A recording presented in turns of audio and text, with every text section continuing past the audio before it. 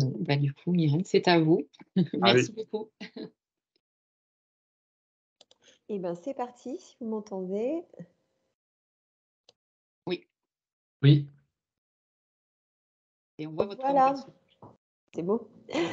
Donc, bah, bonjour à tous. Et du coup, aujourd'hui, eh bien, nous allons voir quels sont les outils de gestion qu'on peut utiliser pour se digitaliser quand on est dans les métiers de l'agroalimentaire. Donc, je me présente, je suis Myrène Lafourcade. Je suis directrice générale et cofondatrice de Simax, qui est une société basée à Casséno, à côté de Montpellier. Et je peux vraiment parler de ces sujets parce que j'ai dirigé directement ou indirectement plus de 620 projets ERP, CRM ou Best of Breed. Vous inquiétez pas, j'ai dit des gros mots, mais je vais les expliquer ensuite. Et j'ai été aussi une pionnière du no-code depuis 2006. Oui, le mot no-code que vous avez déjà entendu prononcé par David et puis qu'on va réexpliquer ensemble aujourd'hui. Et comme l'a dit Simon, effectivement, je suis une grosse adepte de l'automatisation des entreprises pour automatiser les tâches rébarbatives et répétitives et gagner en performance. Simax, c'est quoi cette solution? Eh bien, c'est le 7e ERP CRM générique français. Le premier ERP CRM qui est 100% no-code. Il a été créé en 2006 et aujourd'hui, nous sommes une PME de 50 collaborateurs dans le monde. Nous sommes présents en France, au Canada et en Afrique. Et là, je vais faire un peu de pub pour mes concurrents parce que je vais vous expliquer qu'est-ce que vous avez à votre disposition pour digitaliser vos processus métiers. Et donc, du coup, je vais citer des concurrents. Je ne pourrai pas les citer toutes parce que vous avez vu le panel tout à l'heure. Il y a énormément de solutions digitales possibles. Donc, vous avez, que vous pouvez interroger, vous avez des ERP génériques. Alors, l'ERP générique, donc les plus connus, c'est SAP. Il y a aussi ISF, Microsoft Dynamics, LGX3. Simax ERP CRM, ça va plutôt être pour les PME et les ETI. On va avoir Divalto, Proginov, et puis qui sont des solutions françaises. Et puis, on a Simax Starter, ça va être plutôt pour les TPE. Donc, ça, nous, on a une gamme de produits. L'ERP générique, sa vocation, c'est d'être générique, donc de pouvoir traiter plein de métiers différents. Et du coup, il y a un volet adaptation. Et c'est vrai que, comme l'a dit David, il y a un peu un désamour de l'ERP en général parce que il a une réputation qui n'est pas forcément usurpée d'être un peu trop rigide. Et c'est pour ça que de plus en plus d'entreprises s'orientent vers soit des ERP métiers, donc qui ont été préadaptés pour les métiers, par exemple, de l'agroalimentaire. Vous avez Ellipsom, vous avez Quad, vous avez Vif, vous avez Isagri, etc. Mais ça veut dire que vous prenez une solution qui est un peu la même que votre concurrent et peut-être que vous avez une activité qui est un peu différente. Et du coup, la question de l'adaptation de cet ERP métier se pose également quand même, pas que uniquement sur les ERP génériques. Et donc, c'est pour ça que de plus en plus d'entreprises se tournent vers des solutions dites best of breed. Alors, désolé pour le terme, ça veut dire le meilleur de la horde, ça ne nous avance pas beaucoup. Ça veut dire, en gros, on prend le meilleur de la solution annexe qu'on peut brancher dans le RP. Donc, comme l'a dit David, c'est une vraie tendance où, en fait, comme le RP il est un peu rigide et puis ne correspond pas toujours sur tous les modules, on remplace certains modules par des solutions externes comme la CRM HubSpot ou une CRM Salesforce et ces solutions externes, une WMS. Et ces solutions externes, ensuite, on les interface avec le RP. Et c'est là où c'est pas toujours simple parce que si vous avez 10 interfaces, mais tous les ans, vous en avez au moins une qui a bougé. Et donc, en permanence, c'est pas simple. D'où la nécessité de se faire accompagner par des spécialistes de la data qui vont pouvoir vraiment vérifier tout ça et mettre tout ça en œuvre. Et puis, moi, je vais vous parler d'une autre solution, mais que David a déjà aussi évoquée, qui est la solution du no-code et du low-code. Donc, comme il vous l'a dit, il y a effectivement des solutions qui sont pures no-code, comme Airtable, Zapier ou Make, qui sont des solutions qui vous permettent de créer des petites solutions annexes à la solution générique que vous utilisez. Ou alors, vous avez aussi du low-code. Donc, je vais expliquer la différence entre les deux. Le no-code, eh bien, c'est comme le nom l'indique, aucun code. On fait toutes les adaptations sans programmer. Le low-code, donc un des outils les plus en vogue en ce moment sur le low-code, c'est Bubble. Ça permet de créer, mais il y en a plein d'autres. C'est des outils pour les programmeurs qui permettent d'aller très vite et de faire moins de code, d'où le nom low-code. Et donc, c'est assez intéressant. Là, je ne cite même pas la solution de faire du développement sur mesure parce que pour moi, c'est la solution la plus chère et la moins rentable aujourd'hui. Si vous voulez faire du code, orientez-vous plutôt vers du low-code dans ce cas-là. Et on a Simax No Code, en fait, qui est un peu une solution, on va dire, alternative, vraiment différente, parce que, en fait, ça ne sert pas juste à faire des petites applications annexes, puisque nous, on fait du no-code depuis 17 ans. Dans Simax, c'est hyper puissant, puisque ça permet de faire un ERP complet. Donc, du coup, là, on va beaucoup plus loin que les traditionnelles petites applications no-code. Pour expliquer ça, en fait, Gartner a dit que d'ici 2025, eh bien, le low-code et le no-code, ça va concerner 70% des applications digitales. Personnellement, je pense que l'ERP, ça ne va pas être 70% d'ici 2025, ça va venir plus progressivement, c'est un peu un des derniers bastions du code. Les deux grands avantages qu'on reconnaît au no-code, c'est d'être plus rapide et de permettre de l'autonomie. Plus rapide parce que ce qu'on fait en moyenne en un jour de no-code, par exemple sur Simax, il faut en moyenne 20 jours pour le programmer. Ça veut dire que sur un même budget, le retour sur investissement va être beaucoup plus important. Ça veut dire aussi que le coût d'acquisition de la solution digitale est beaucoup plus faible sur le long terme. Voilà, ça va vraiment c'est quand on va vouloir évoluer demain que là, on va vraiment sentir la différence.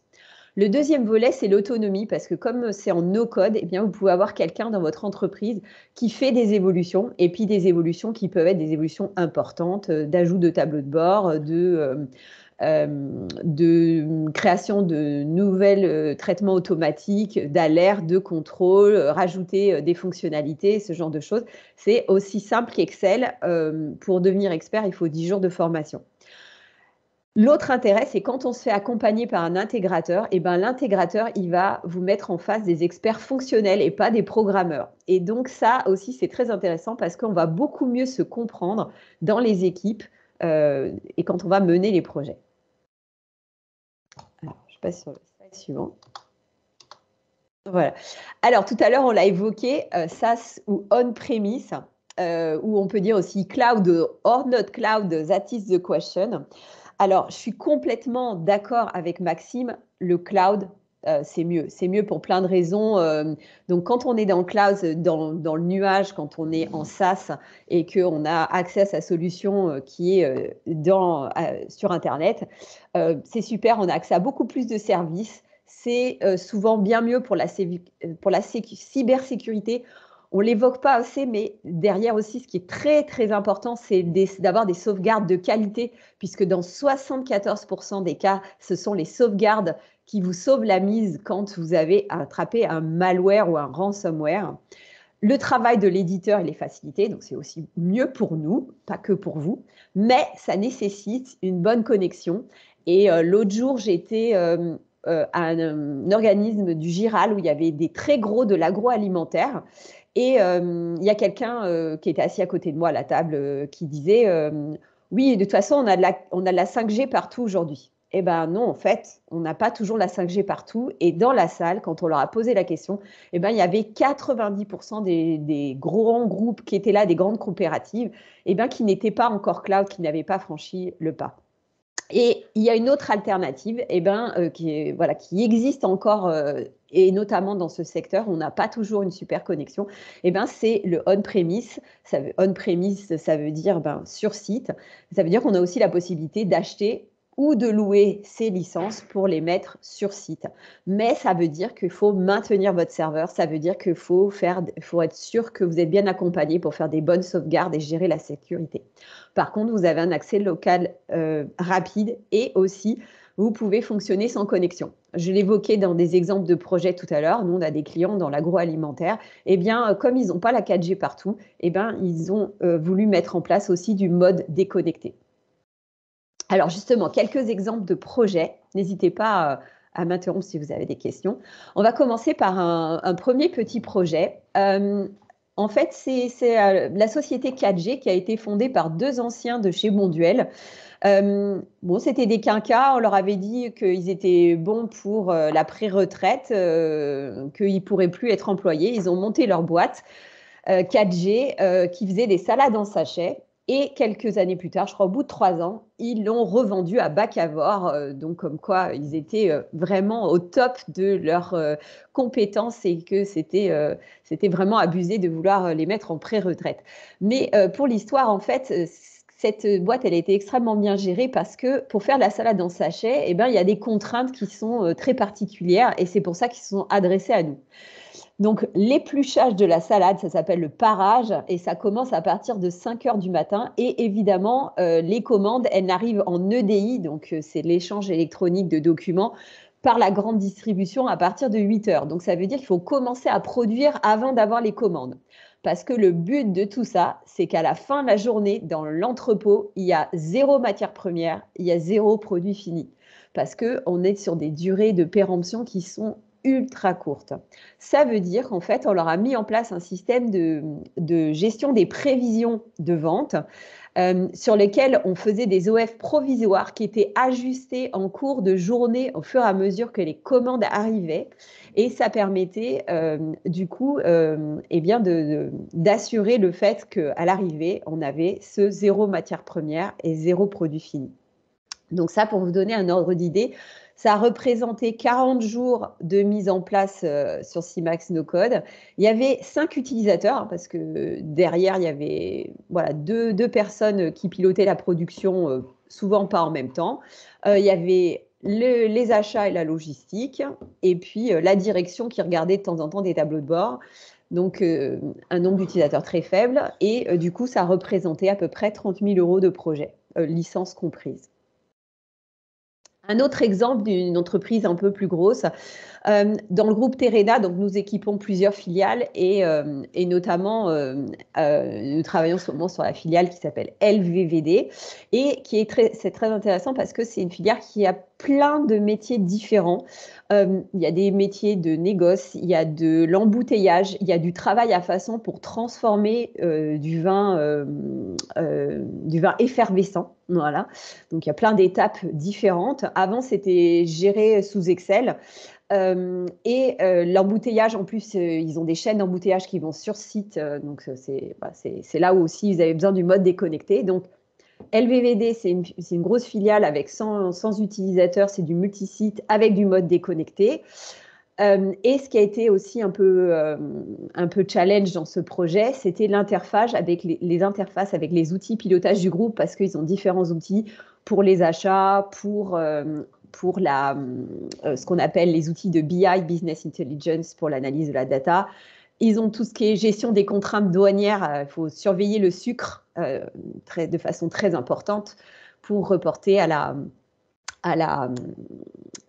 aux douanes. Voilà.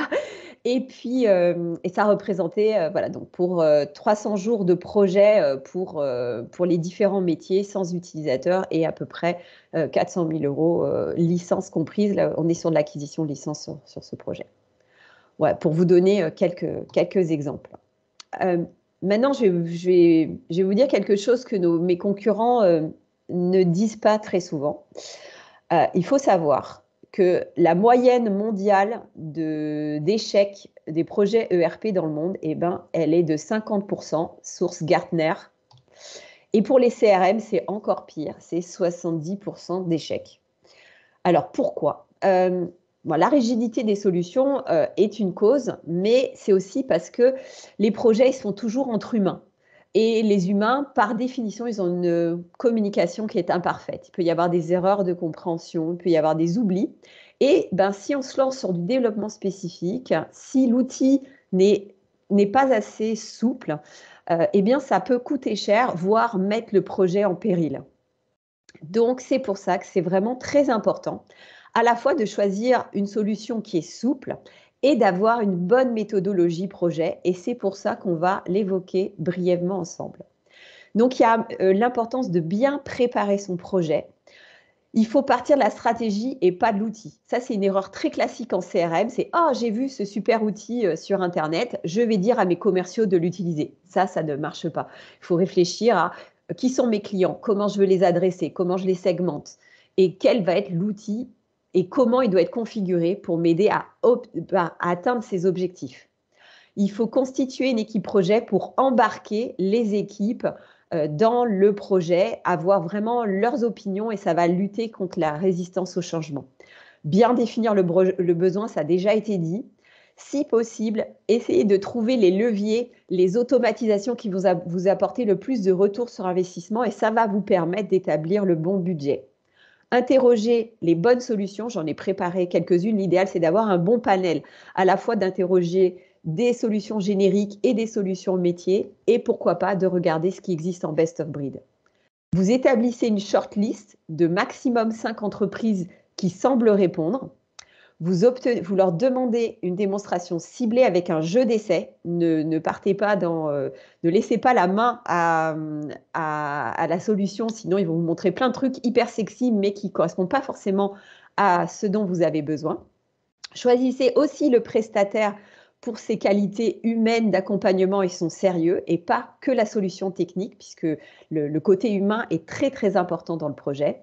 Négociez bien le contrat et planifiez le projet en priorisant les actions qui sont les plus prioritaires, qui vont vous apporter le plus de retour sur investissement d'abord. Après, comment bien mener son projet ? Déjà, il faut savoir qu'il y a plusieurs modes qui sont appropriés. Il y a le mode projet et le mode agile. Le mode projet, typiquement, en général, en remplacement de RP, on est en mode projet, on doit faire un cahier des charges. Comme ça a été dit, c'est quelque chose d'un peu lourd parce qu'il ne faut pas se louper, il faut au moins faire aussi bien qu'avant. Le mode agile, c'est un mode où on sait un peu moins où on va, où on a un premier petit objectif. Et donc ça, pour les entreprises qui remplacent de l'Excel ou qui sont au début de digitalisation, c'est super. On avance pas à pas et ça permet de pas faire un gros Big Bang et d'y aller étape par étape. Moi, j'aime beaucoup cette image que vous avez là avec ce couple qui va attendre pendant 3 ans sous la pluie pendant qu'on est en train de leur construire un château derrière. S'il y a une chose que vous retenez de ma présentation, c'est que c'est important de découper et de bien prioriser pour aller étape par étape.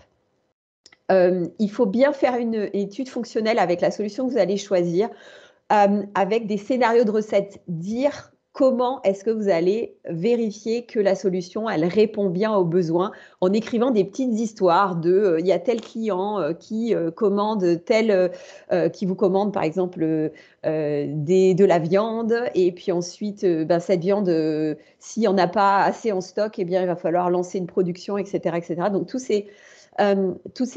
ces scénarios avec les petits cas de figure qui arrivent chez vous doivent être listés pour être sûr que la solution elle répond. Irène, excusez-moi, là, il faut vraiment accélérer. Là, on est J'ai fini, je suis sur le dernier slide. Ok, merci. Donc ensuite, voilà, il faut se réunir souvent, il faut arbitrer les demandes complémentaires, bien penser à la récupération des données, anticiper les interfaces, prendre le temps de recéter et de former les utilisateurs.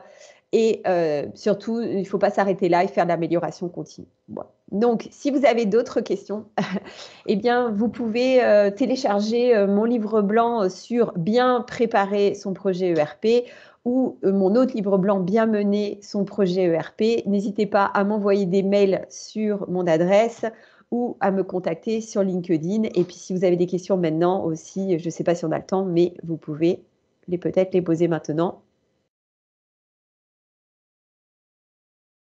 Non, voilà, bon. Merci Myrène. J'arrête mon partage.